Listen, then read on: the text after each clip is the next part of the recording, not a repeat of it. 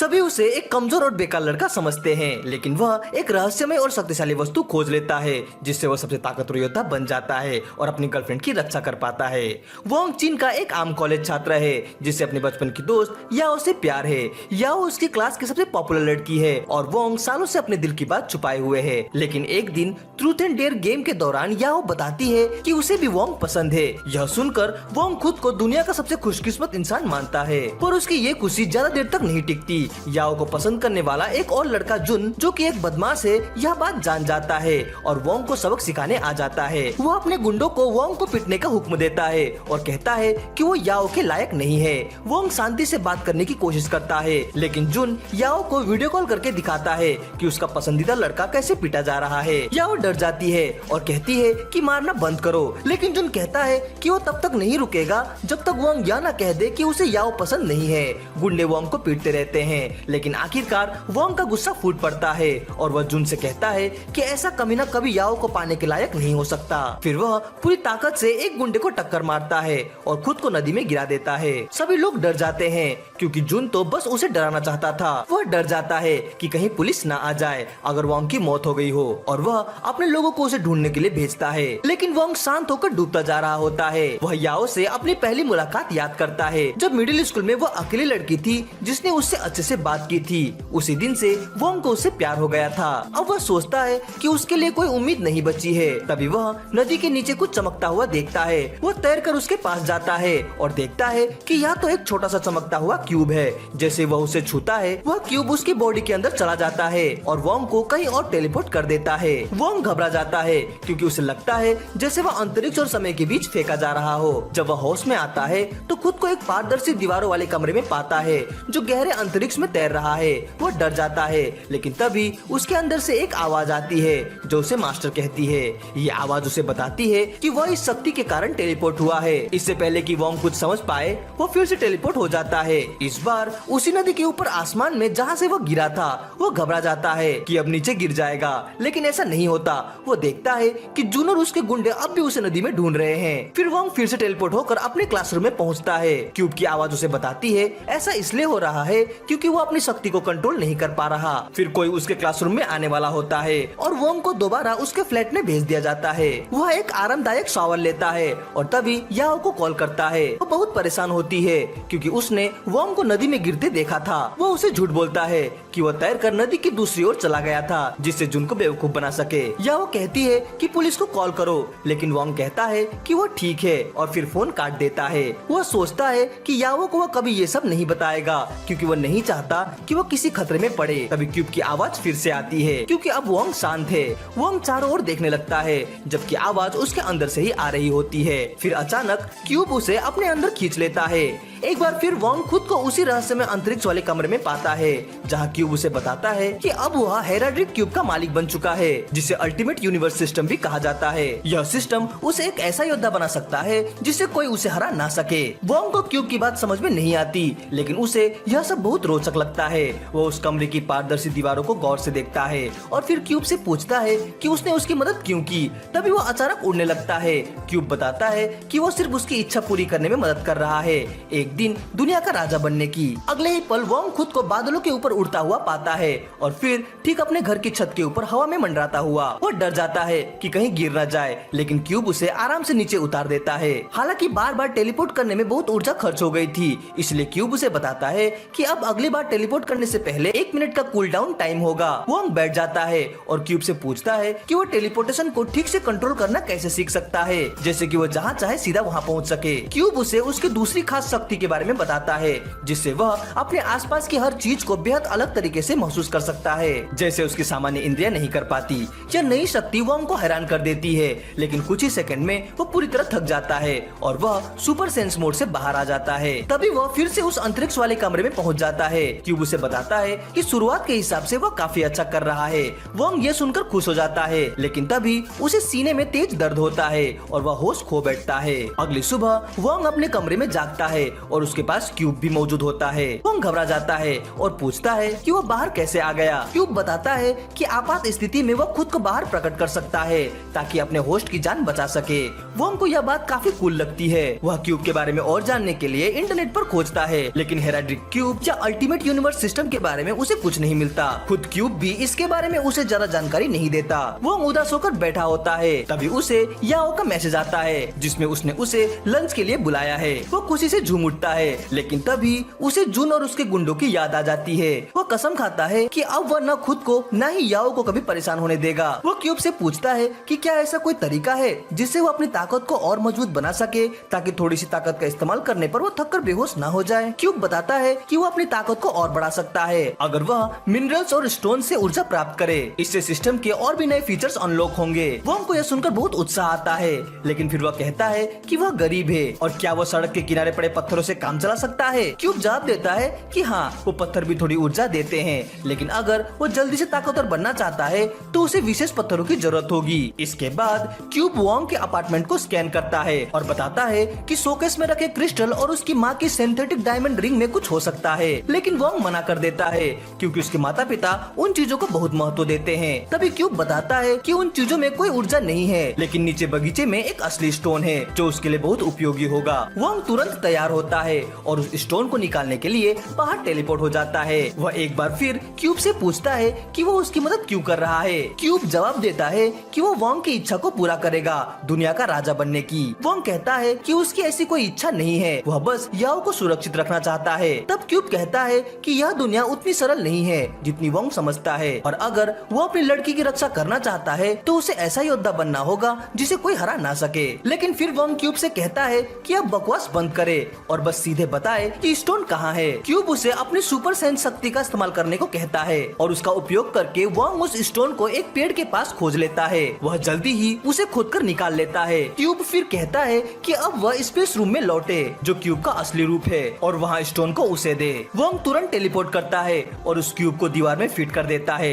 तभी दीवारों से ऊर्जा निकलनी शुरू होती है और वोंग महसूस करता है कि यह ऊर्जा उसके शरीर में भर रही है। क्यूब उसे बताता है चूँकि उसने एक लो लेवल स्टोन का इस्तेमाल किया है, उसकी ताकत में 2 पॉइंट और सहन शक्ति में 1 पॉइंट का इजाफा हुआ है। क्यूब कहता है कि अगर वोंग और अच्छे स्टोन का इस्तेमाल करे तो वह और भी ताकतवर बन सकता है। अगले दिन वोंग थका हुआ जागता है।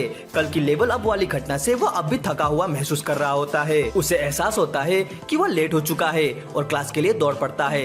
वहाँ पहुंचकर उसे याओ का गुस्सा झेलना पड़ता है क्योंकि उसने कल अचानक उसका फोन काट दिया था।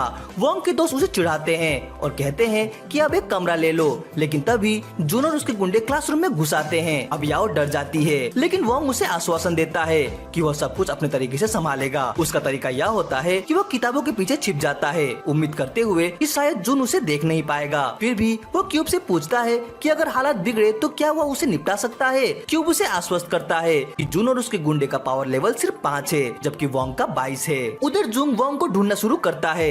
जब वोंग कोई जवाब नहीं देता तो याओ अचानक खड़ी होकर कहती है कि वो लोग उन्हें अकेला छोड़ दे।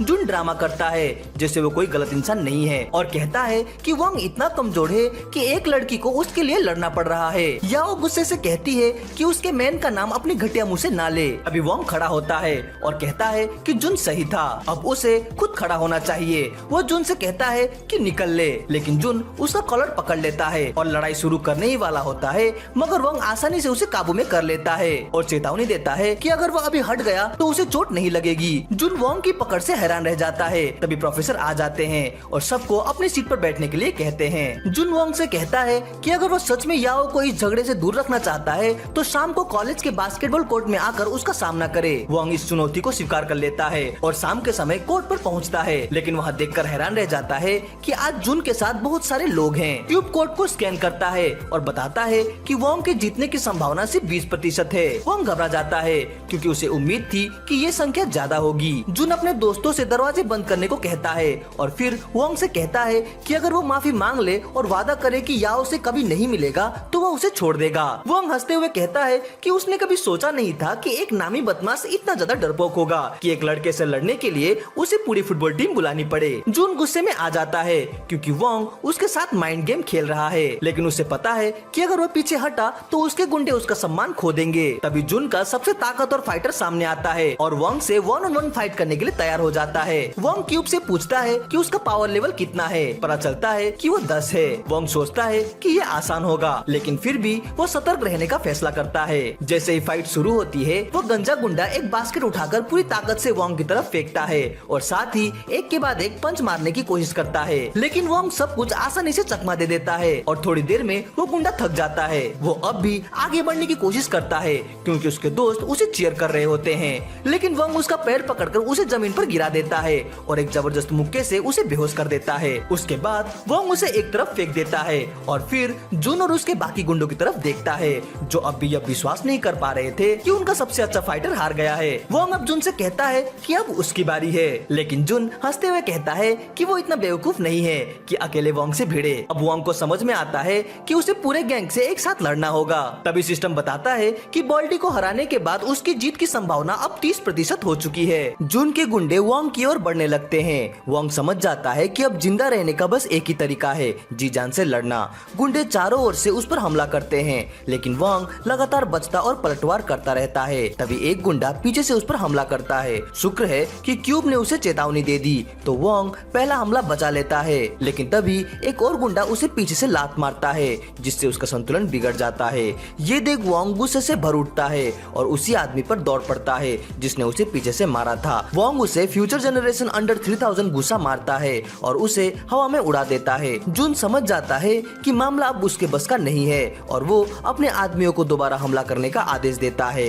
अब वोंग अपनी एथलेटिक्स स्किल का इस्तेमाल कर थोड़ा फासला बना लेता है और एक एक कर गुंडों को निशाना बनाना शुरू करता है, लेकिन लड़ाई में नौसिखिया होने के कारण वो एक बार फिर से असावधान हो जाता है और जोर का गुस्सा खा लेता है। फिर भी वो उन सब की मार सहता रहता है जैसे कोई चार्ड हो और एक एक करके सबको एक ही बार में गिरा देता है। वह एक गुंडे को उसके पैरों से पकड़कर घुमा घुमा कर सीधे जुन की ओर फेंक देता है, जिसे जुन की नाक पर चोट लगती है। जब तक जुन उठता है, वो उसके सारे गुंडों को हरा चुका होता है।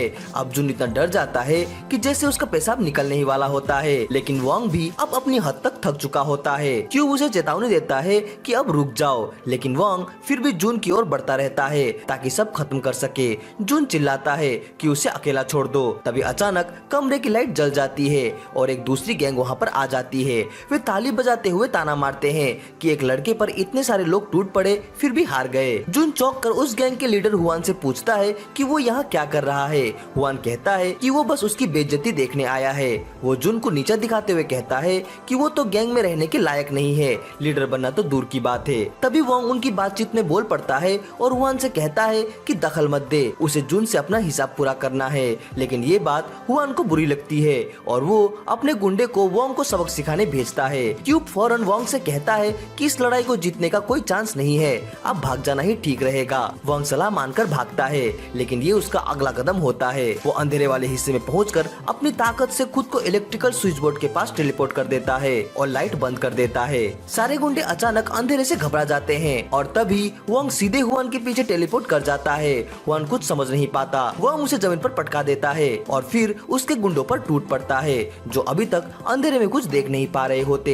एक गुंडा लाइट चालू करने जाता है, लेकिन तब तक बहुत देर हो चुकी होती है। वोंग हुआन को भी हरा चुका होता है। अब जुन बुरी तरह से डर चुका होता है, लेकिन इससे पहले कि वोंग उसकी ओर बढ़े, कॉलेज की अथॉरिटी दरवाजा खटखटाती है क्योंकि उन्होंने बास्केटबॉल कोर्ट के इस्तेमाल की इजाजत नहीं ली थी। याओ भी उनके साथ होती है क्योंकि उसे पूरा यकीन होता है कि वोंग अंदर है और गैंगस्टर उसे पीट रहा है। अंदर वोंग देखता है कि जुन चुपचाप भागने की कोशिश कर रहा है, तो वह सीधे उसके सामने टेलीपोर्ट कर जाता है। जुन जमीन पर सिर पटक पटक कर माफी मांगने लगता है कि उसने उसे झगड़ा क्यों किया।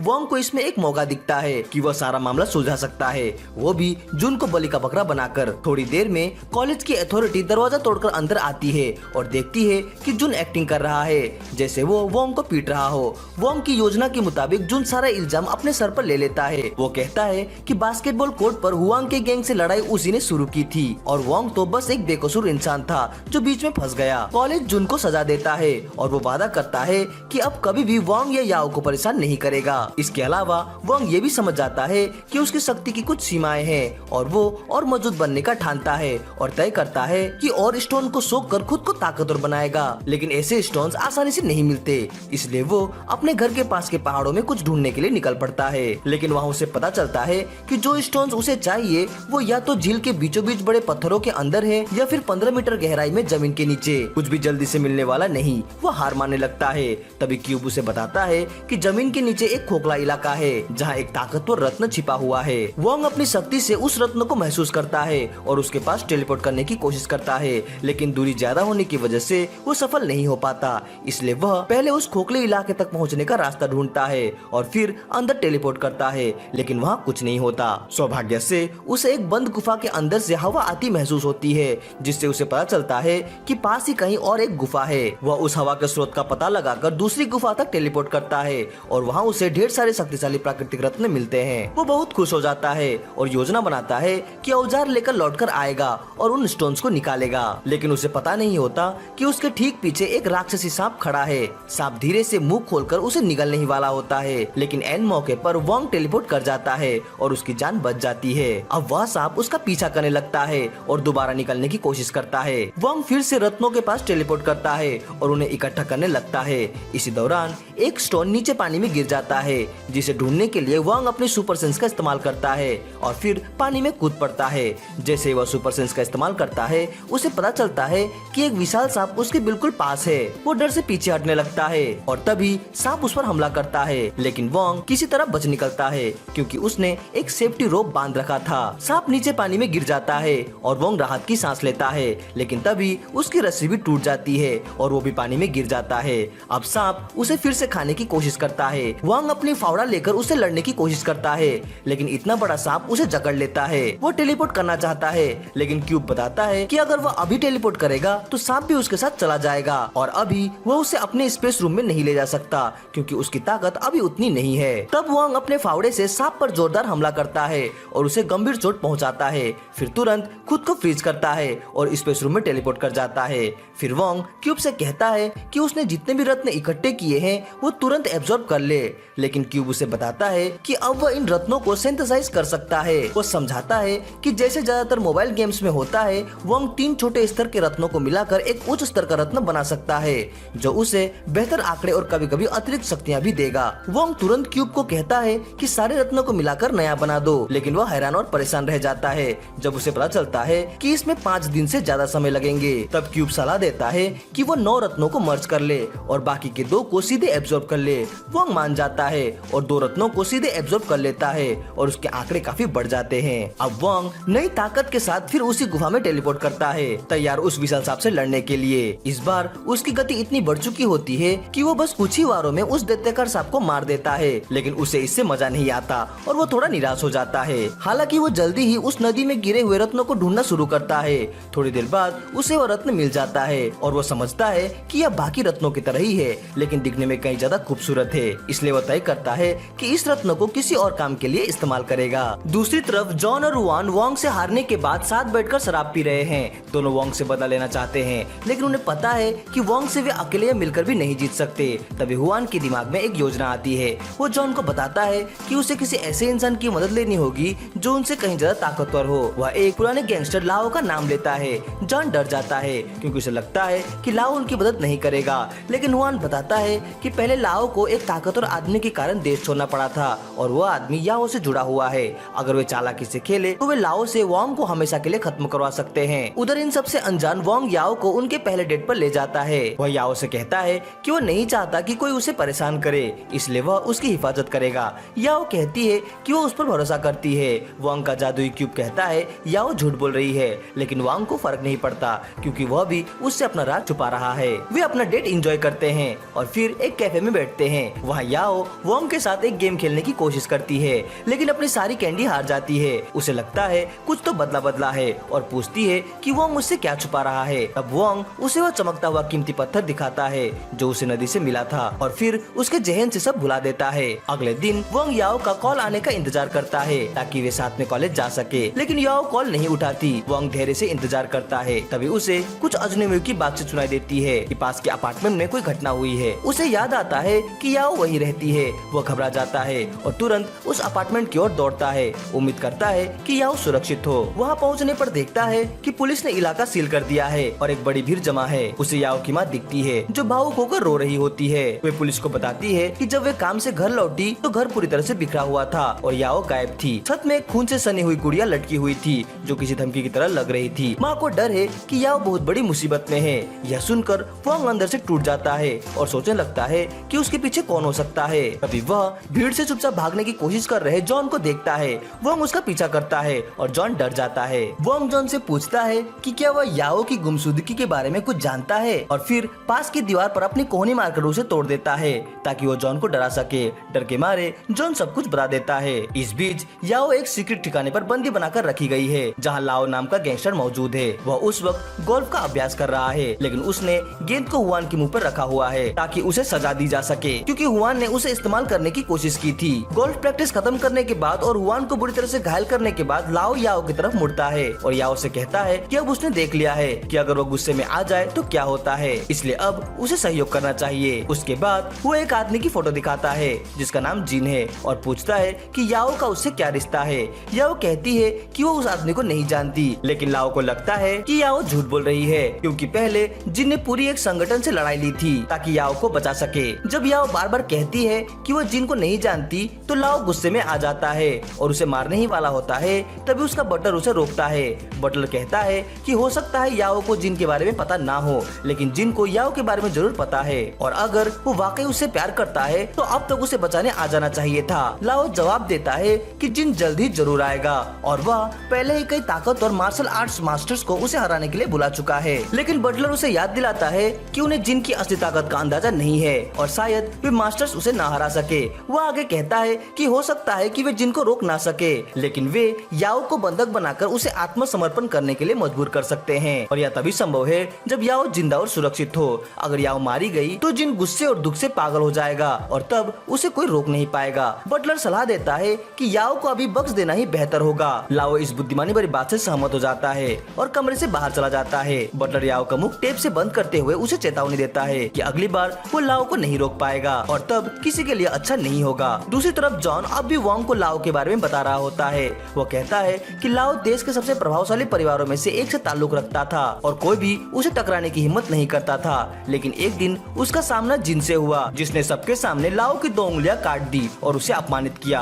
पहले लाओ का परिवार बदला लेने के लिए पूरी ताकत झोंक देता है लेकिन जब वे जिन को ढूंढ नहीं पाते तो वे लाओ का साथ छोड़ देते हैं। तब से लाओ ने कसम खाई कि वो किसी भी कीमत पर बदला लेगा। वहीं जिन एक बार स्कूल के दिनों में याओ को किडनैप होने से बचा चुका था और युआन ने इसी बात का फायदा उठाते हुए लाओ को धोखा देने की कोशिश की ताकि वह वॉन्ग पर हमला करे।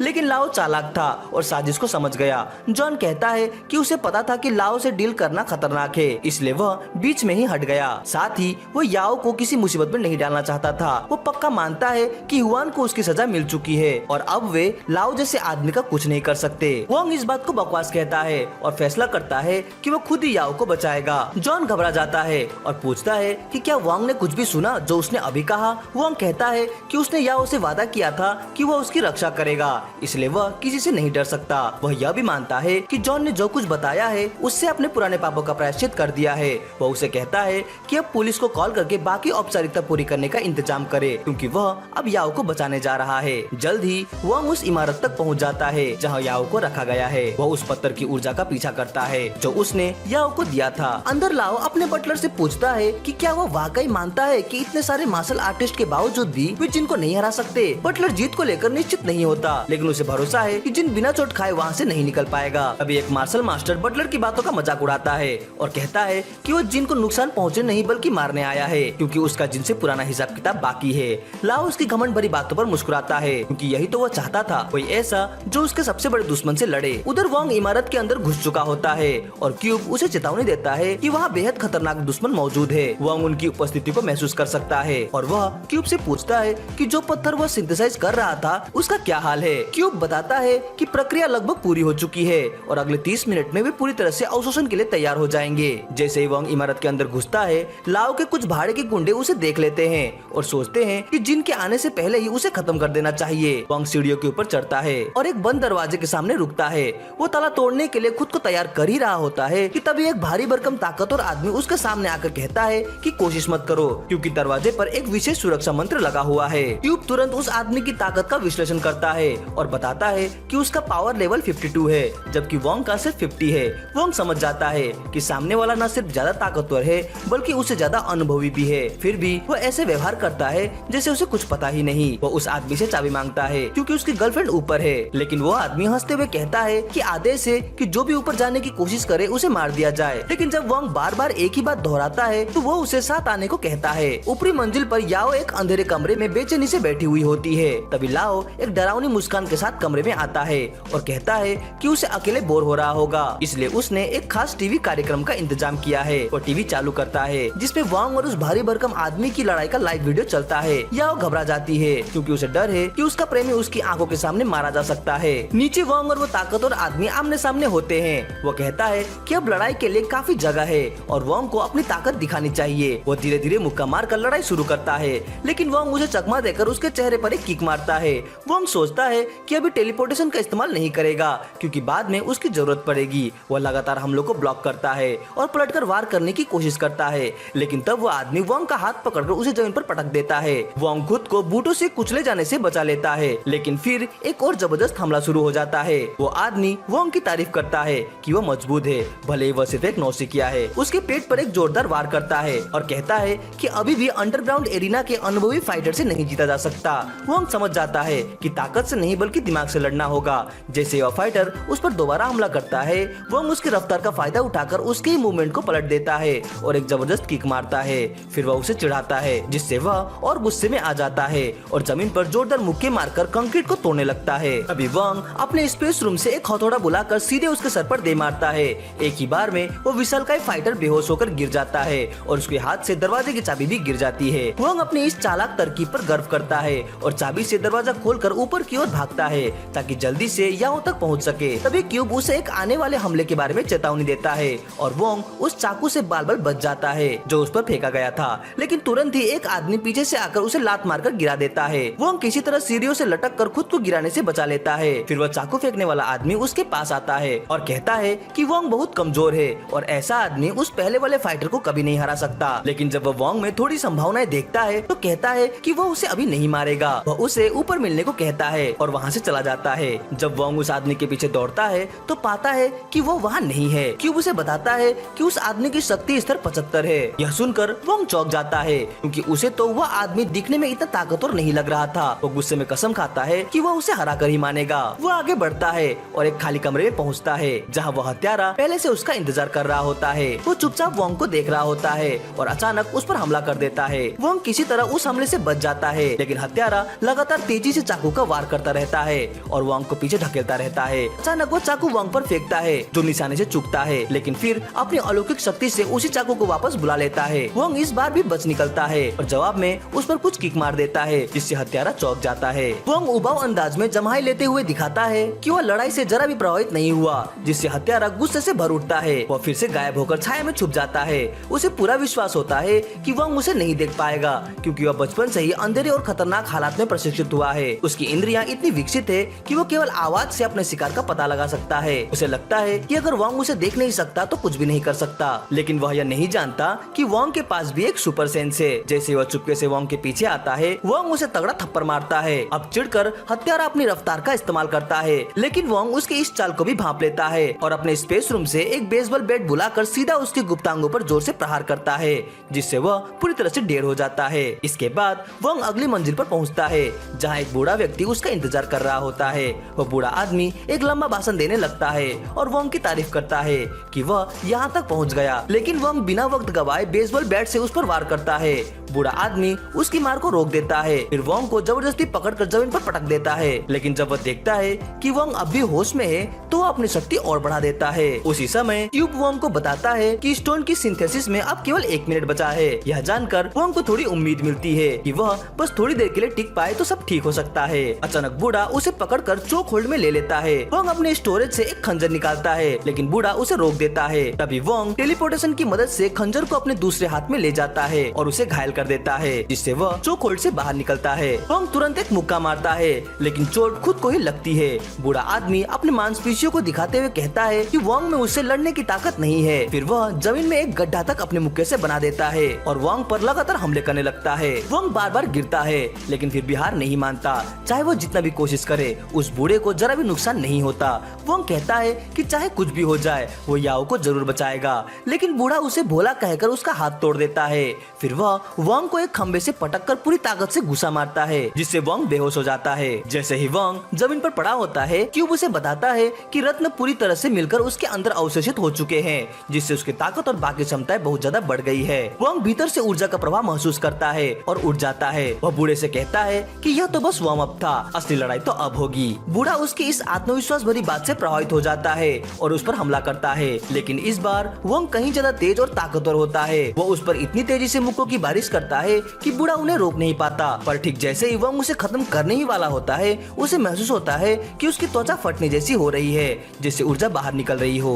वोंग घबरा जाता है और पूछता है कि ये क्या हो रहा है। क्यूब उसे बताता है कि जब वह लेवल अप करता है तो सिस्टम उसके शरीर के सारे विषैले तत्व बाहर निकालता है और यही प्रक्रिया चल रही है। वोंग कहता है कि ये सब अभी नहीं होना चाहिए था। इस मौके को देखकर बूढ़ा फिर से हमला करने की कोशिश करता है, लेकिन अब वोंग पहले से ही कहीं ऊपर लीग में है। वो बड़ी आसानी से उसके हमले को रोकता है और एक जबरदस्त मुक्का मारता है। बूढ़े को यकीन नहीं होता कि वह इतनी बुरी तरह से हार रहा है। तभी वोंग उसके चेहरे पर और ज्यादा ताकत से घुसा मारता है, जिससे वह दीवार से जा टकराता है।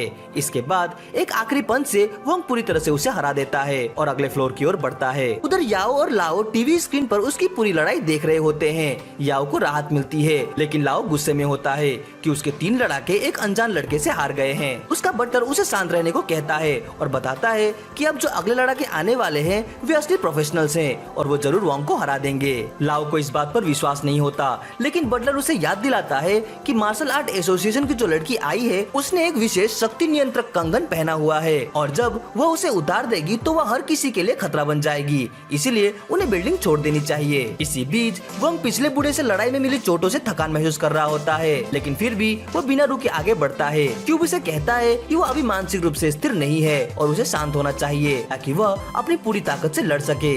लेकिन वोंग जवाब देता है कि जब याओ खतरे में हो तो वह शांत कैसे रह सकता है। वह जल्द ही इमारत की आखिरी मंजिल पर पहुंच जाता है। जैसे ही वह दरवाजा खोलता है, उसके सामने 2 मार्शल आर्टिस्ट पहले ही खड़े होते हैं, जो कि वोंग को पूरी तरह से खत्म करने को तैयार हैं। लड़की जिसका नाम ची था खुशी खुशी वोंग का स्वागत करती है। वोंग समझ नहीं पाता कि क्या हो रहा है। तभी वह एक खास इंफ्रारेड थर्मामीटर निकालकर उसके दिल की तरफ लगा देती है। डिवाइस दिखाता है कि उसकी सुपरनेचुरल पावर बिल्कुल शून्य है। यह देखकर ची हैरान हो जाती है कि वोंग सुपर ह्यूमन नहीं है, जबकि उसने कई ताकतवर दुश्मनों को हरा दिया था। उसका साथी स्टोन भी कहता है कि वोंग कोई कल्टीवेटर भी नहीं है, क्योंकि उसके पास ना तो आंतरिक ऊर्जा है और ना ही मार्शल आर्ट्स का प्रशिक्षण। स्टोन अंदाजा लगाता है कि शायद वो कोई खास तकनीक इस्तेमाल करता है, जैसे बॉडी रिफाइनिंग, जिससे उसकी सिर्फ शारीरिक ताकत बढ़ी है। ये सुनकर ची बहुत खुश हो जाती है और सोचती है कि अगर वो उसकी ताकत सोख ले तो और शक्तिशाली हो जाएगी। लेकिन फिर उसे याद आता है कि उसकी मम्मी ने उसे अच्छे संस्कार दिए हैं, तो वह रुककर अपना नाम बताती है और हाथ मिलाती है। वोंग बिना शक किए हाथ मिला देता है, लेकिन पहले ही पल ची उसके चेहरे पर जोरदार पंच मार देती है और पूछती है कैसा लगा। वोंग गुस्से में आकर उसे अपरकट मार देता है, मगर ची तो दर्द का मजा लेने वाली है, इसलिए उसे और अच्छा लगता है। वो वोंग की ऊर्जा पंच से सोख लेती है और ब्लश करने लगती है, क्योंकि उसकी ऊर्जा बेहद शुद्ध और ताकतवर है। वोंग समझ जाता है कि वह अजीब तरह की लड़की है और उसका हाथ छोड़ देता है, लेकिन ची को और चाहिए। वह बार बार पंच मारने लगती है और जब वोंग उसे रोकने की कोशिश करता है तो वह पूरी ताकत से किक मारती है और कहती है कि सीरियस हो जाओ। स्टोन कहता है कि वोंग का ची के सामने कोई चांस नहीं है, तो बेहतर है कि कोई धांसू आखिरी डायलॉग मारकर मर जाओ। अगले ही पल ची पूरी ताकत से किक मारकर वोंग को खंबे से टकरा देती है। वोंग को बहुत चोट लगती है और चक्कर आने लगते हैं। वह सोचता है कि अब और नहीं, अब असली ताकत दिखाने का वक्त है। वह पूरी ताकत से पंच मारता है, लेकिन ची को यह और अच्छा लगता है और वह और तेजी से अटैक करने लगती है। कहती है और रफ हो जाओ। वोंग भी मान जाता है और उसे जोर जोर से पीटने लगता है। तभी ची बार बार कहती रहती है और जोर से डैडी। यह सुनकर स्टोन उसकी मानसिक हालत को लेकर परेशान हो जाता है। तभी ची फिर से वोंग पर हमला करती है और अचानक उसके अंदर छिपी काली ऊर्जा बाहर आ जाती है।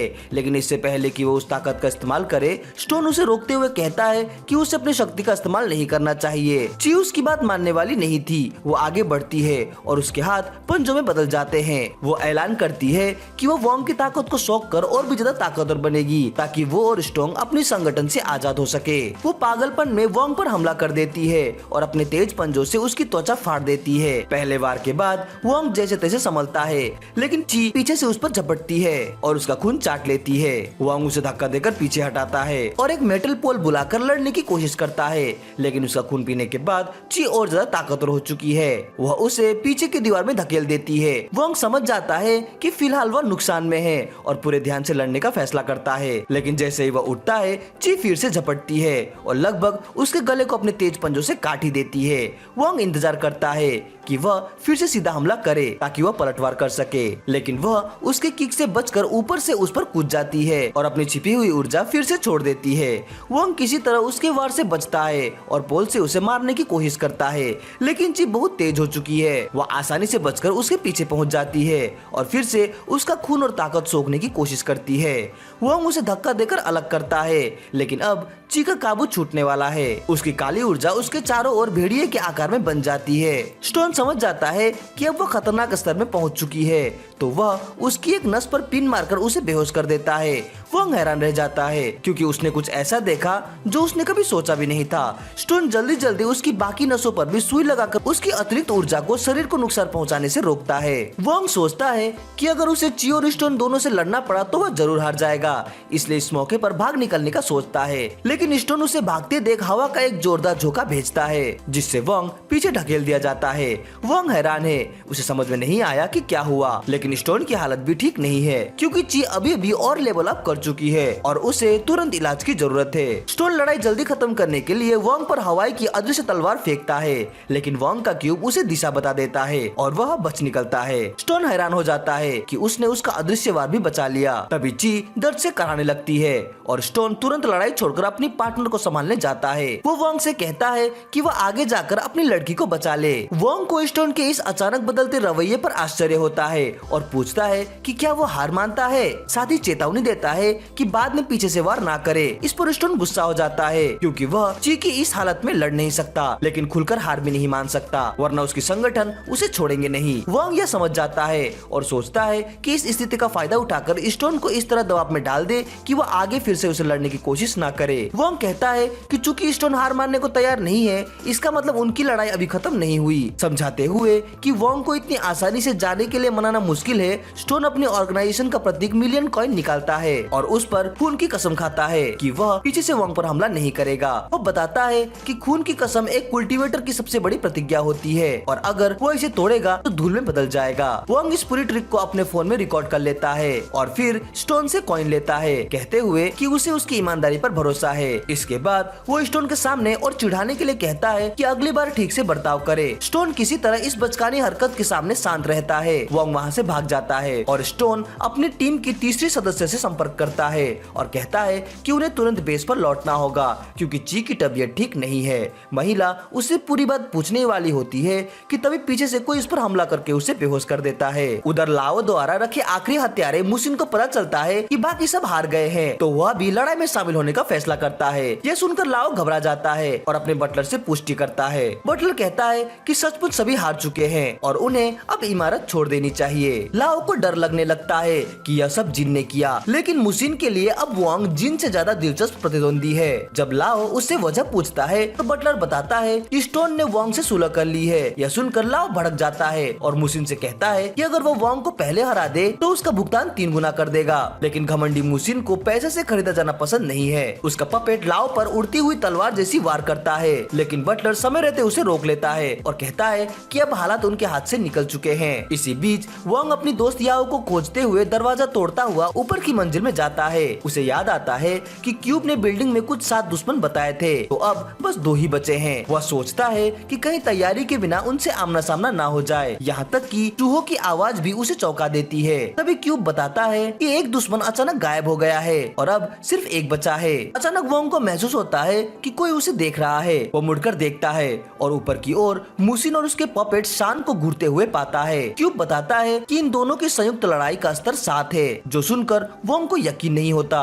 क्योंकि मुसिन और उसका पपेट बहुत गहरी काली आभा में ढके हुए थे। ट्यूब चेतावनी देता है कि पपेट के अंदर एक बेहद उन्नत डिवाइस है, बाकी कुछ खास नहीं। लेकिन मुसिन कहता है कि सिर्फ इसलिए उसे कम न आके कि वह कमजोर दिखता है। वो अपनी शक्ति छोड़ते हुए वोंग को घूमते हुए किक से उड़ाकर फेंक देता है। वोंग समझ ही रहा होता है कि अभी क्या हुआ। तभी मुसिन अपनी आध्यात्मिक ऊर्जा को ताबीज में बदलकर आगे बढ़ता है और कहता है कि वे दोनों एकदम उलट हैं। वोंग सिर्फ ताकत पर निर्भर करता है जबकि उसके पास सिर्फ तकनीकें हैं। मुसिन अपने हुनर का घमंड करता है तो वोंग पास रखी खाली बियर की बोतलें उठाकर उसके ऊपर फेंक देता है। मुसिन उन बोतलों को ताबीज से काट देता है और इसी मौके का फायदा उठाकर वोंग उस पर हमला करता है। लेकिन मुसिन उसके वार से बचकर फिर से उसे किक मार देता है। वोंग लगातार हमला करता रहता है लेकिन मुसिन उससे ज्यादा निपुण है और आसानी से उसे पीछे ढकेल देता है। वोंग ने मुसिन की आंखों में मिट्टी झोंक दी जिससे वो कुछ देर के लिए अंधा हो गया। फिर वोंग ने बिजली जैसी तेजी से उस पर वार कर दिए। मुसिन किसी तरह इन हमलों से बच गया। तभी उसकी जेब से एक चमकती हुई छोटी बोतल गिर गई। वोंग ने उसे सांस लेने का भी मौका नहीं दिया और मुसिन इमारत के अंदर भागने की कोशिश करने लगा। लेकिन वोंग ने मुक्कों और लातों से उसे रोक लिया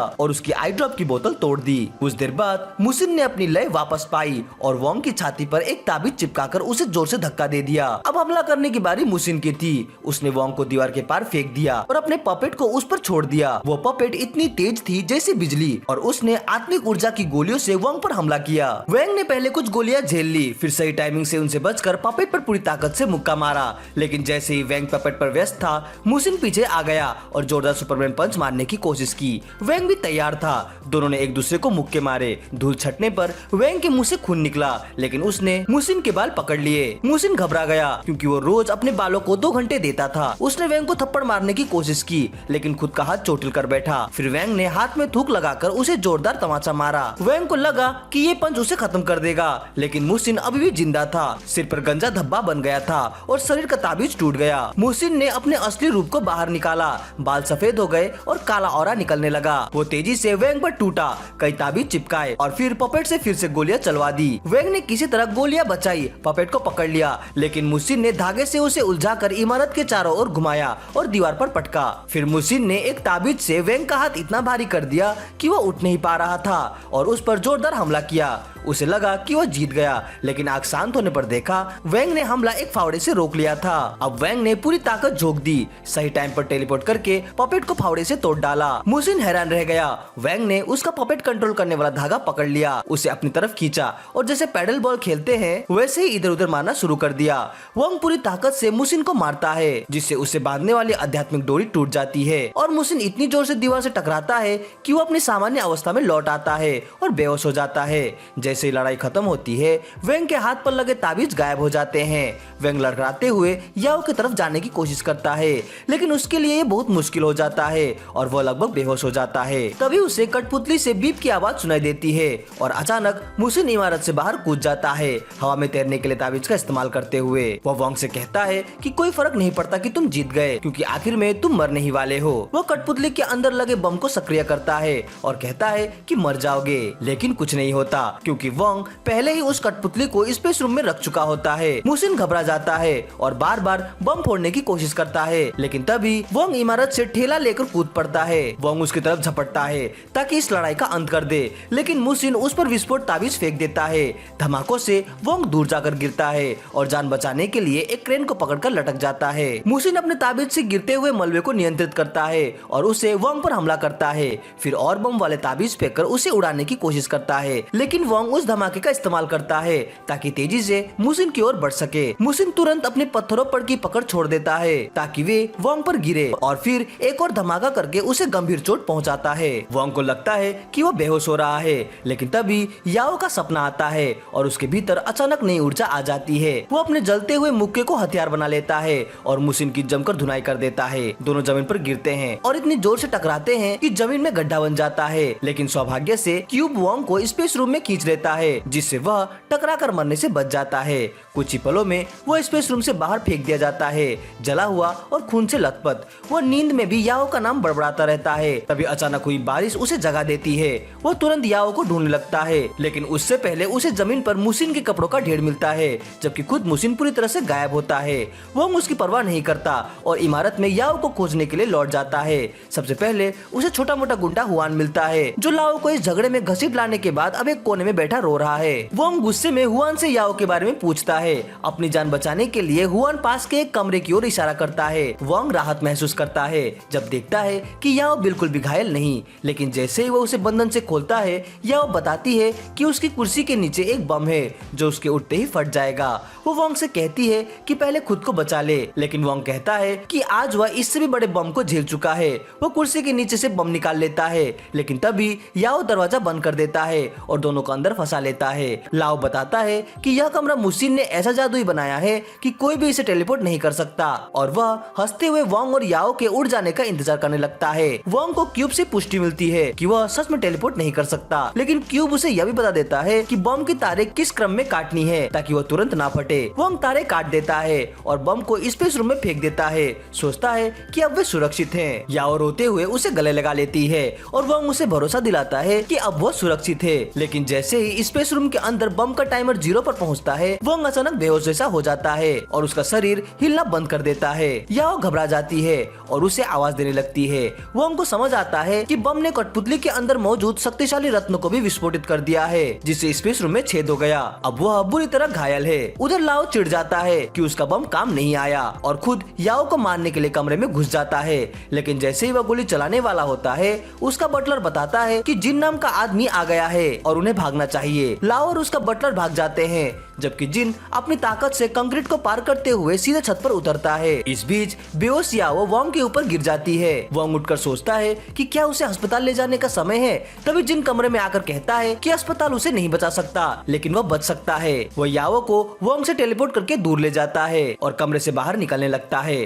वोंग उसे रोकते हुए कहता है कि उसने वादा किया था कि वह याओ की रक्षा करेगा, लेकिन जिन कहता है कि अभी तो वह खुद को भी नहीं बचा सकता। जिन खिड़की से कूद जाता है और वोंग लड़खड़ाते हुए खिड़की तक आता है। याओ का नाम चिल्लाता है। उसे जिन के डोमेन एक्सपेंशन की एक झलक दिखती है। जिन कहता है कि वोंग को याओ के बारे में या इस सुपर ह्यूमन दुनिया के बारे में कुछ नहीं पता, लेकिन उसे सब पता है और वह अपना काम पूरा करेगा। याओ को खोने के बाद वोंग पूरी तरह टूट जाता है और दूर से उसके शोक में डूबे माता पिता को देखता है। वो अपनी कमजोरी को कोसता है कि अपनी लड़की को ना बचा सका और अब उसे यह भी नहीं पता कि उसे ढूंढना कहां से शुरू करे। तभी उसके पीछे एक कार रुकती है और एक औरत बाहर आकर उसका नाम पुकारती है। वो वोंग से कहती है कि उसके साथ चलो, लेकिन वोंग चुप रहता है। फिर वह कहती है कि उसे पता है लाओ कहाँ है। वोंग तुरंत मुड़कर पूछता है कि वो कमीना कहाँ है। औरत कहती है कि अगर वह बात करना चाहता है तो उसके साथ चले। वह उसे पास के एक कैफे में ले जाती है और कॉफी पीने लगती है, जबकि वोंग उसे ठंडी नजरों से घूरता है।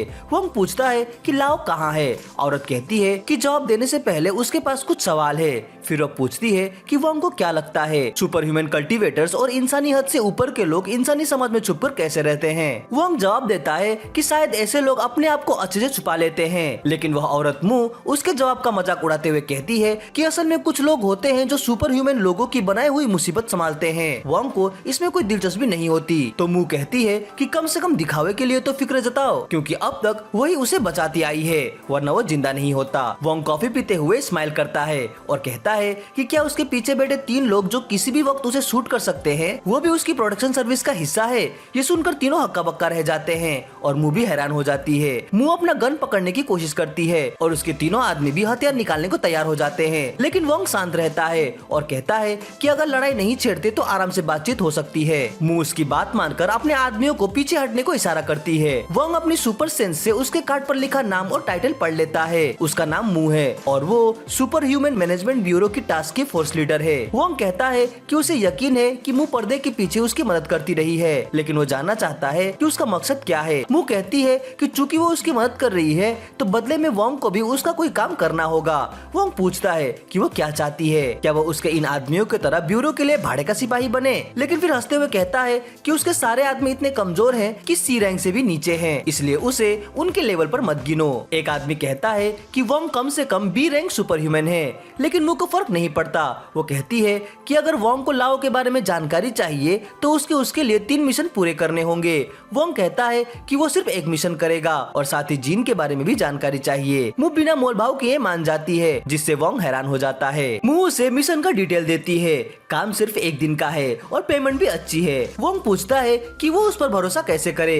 मुंह को ये सुनकर बुरा लगता है और कहती है कि उन्होंने अभी अच्छी खासी बातें की, यही सबूत काफी है कि वो उसकी साइड में है। ये कहकर कहकर वो कैफे से निकल जाती है। वोंग सोचता है कि क्या सच में वो उस पर भरोसा कर सकता है, लेकिन उसे पता है कि याओ के बारे में कोई जानकारी पाने के लिए ये अकेला सुराग है। वो तय करता है कि मुंह का इस्तेमाल करके ब्यूरो के अंदर घुसेगा और अपनी जरूरत की जानकारी निकालेगा। उधर मुंह कार में ट्रैफिक सिग्नल पर बैठी होती है। ड्राइवर उससे पूछता है कि इतने खतरनाक आदमी से डील क्यों की, क्योंकि ये उनकी कंपनी की पॉलिसी के खिलाफ है। मुंह कहती है कि बड़े मुनाफे के लिए बड़े रिस्क लेने पड़ते हैं। वो इतनी महत्वाकांक्षी है कि अपनी मौजूदा पोजीशन पर नहीं रुकना चाहती। उसके मुताबिक वोंग उसका टिकट है ऊंचे रैंक तक पहुंचने का। उसमें काफी पोटेंशियल है और बस उसे अपने फायदे के लिए इस्तेमाल करना है। मुंह को पता नहीं कि वोंग ने उसकी कार के ऊपर अपना क्यूब रखा हुआ है और वो उसकी हर बात सुन रहा है।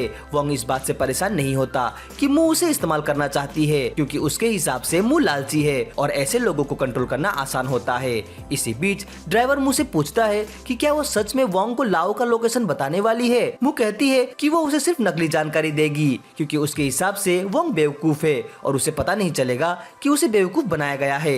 ये सुनकर वोंग गुस्से में आ जाता है और ठान लेता है कि मुंह को दिखाएगा असली बेवकूफ कौन है। अगले दिन वोंग उस लोकेशन पर जाता है जो मुंह ने उसे असेसमेंट के लिए भेजी थी, ताकि मिशन से पहले उसकी परीक्षा हो सके। जंगल के बीच एक आलीशान मेंशन होता है जहाँ कई और फाइटर्स इकट्ठा होते हैं। वोंग सोचता है कि ये सब किस लिए बुलाए गए हैं। तभी एक आदमी माइक लेकर घोषणा करता है कि ये लोग एक क्लाइंट के लिए बॉडीगार्ड चुनने आए हैं। वो कहता है कि बॉडीगार्ड को सतर्क, फुर्तीला, ताकतवर होना चाहिए और इसी आधार पर सबका टेस्ट होगा। फिर वो एक दरवाजा खोलता है जो सबको एक इंडोर कैसीनो में ले जाता है। हर प्रतिभागी को 5 चिप्स दिए जाते हैं और बताया जाता है कि कोई भी खेल खेल सकते हैं, लेकिन अगले राउंड में जाने के लिए 10 चिप्स इकट्ठा करने होंगे। लड़ाई झगड़ा या चोरी मना है। ज्यादातर लोग कार्ड गेम खेलना शुरू कर देते हैं। सोचते हैं कि मशीनें यहाँ चीटिंग करेंगी, लेकिन फिर भी वो हार जाते हैं। तभी एक आदमी अचानक वोंग को लेक्चर देने लगता है, लेकिन वोंग को बिना मांगे सलाह में दिलचस्प नहीं, तो वो आगे बढ़ जाता है और अपने लिए कोई खेल ढूंढने लगता है। उसे एक औरत मिलती है जो कप्स के नीचे सिक्का ढूंढने वाला पुराना खेल खेल रही होती है। वोंग इसमें हाथ आजमाने का सोचता है, लेकिन पहले वाला आदमी फिर उसका पीछा करते हुए आ जाता है और कहता है कि जब कोई दोस्ती करना चाहता है तो ऐसे भागना बदतमीजी है। वोंग समझ जाता है कि वो आदमी असल में उसे बेवकूफ बनाने आया है। जब उसकी चाल काम नहीं करती तो वो वोंग को चैलेंज देता है। वोंग खुशी खुशी मान जाता है और अपने सारे चिप्स दांव पर लगा देता है और वो आदमी भी। गेम मास्टर सिक्का एक कप के नीचे रखती है और फिर तेजी से कप्स घुमाना शुरू कर देती है। ठग आदमी बाएं वाले कप पर दांव रखता है, लेकिन वोंग अपने सुपर सेंस से पकड़ लेता है कि औरत के दाहिने हाथ में सिक्का छुपा है। वो कहता है कि अपना दायां हाथ दिखाओ, लेकिन औरत तेजी से सिक्का बाएं हाथ में शिफ्ट कर लेती है। वोंग दबाव डालता है कि दोनों हाथों को दिखाओ। तब औरत मान जाती है और कहती है कि वोंग सही था, उसके पास ही सिक्का था। वो घोषणा करती है कि वोंग जीत गया और उसके चिप्स दुगने हो जाते हैं। बाकी प्रतिभागी समझ नहीं पाते कि ये क्या हुआ। ठग आदमी को शक होता है कि गेम मास्टर के पास 2 सिक्के थे, एक उसने कप में रखा और दूसरा किसी छुपे दरवाजे से टेबल के अंदर गिरा दिया। वो ठग आदमी टेबल को ध्यान से चेक करने लगता है, ये पता करने के लिए कि उसमें कोई छुपा हुआ खांचा तो नहीं है, लेकिन औरत कहती है कि टेबल में कोई चाल नहीं है और उसके पास शुरू से बस एक ही सिक्का था। वो ठग को बताती है कि उसके चिप्स हार गए हैं और वोंग अपने इनाम के साथ मुस्कुराते हुए वहां से चला जाता है। कुछ घंटे और कुछ और टेस्ट राउंड्स के बाद 5 प्रतिभागियों को मिशन के लिए चुना जाता है और जाहिर है वोंग उनमें से एक होता है। वीडियो के अगले पार्ट के लिए कमेंट जरूर करें। वीडियो अच्छी लगी हो तो इसे लाइक और कमेंट जरूर करें। हमसे जुड़ने के लिए चैनल को सब्सक्राइब करें। तो मिलते हैं अपनी अगली वीडियो में। Sign out.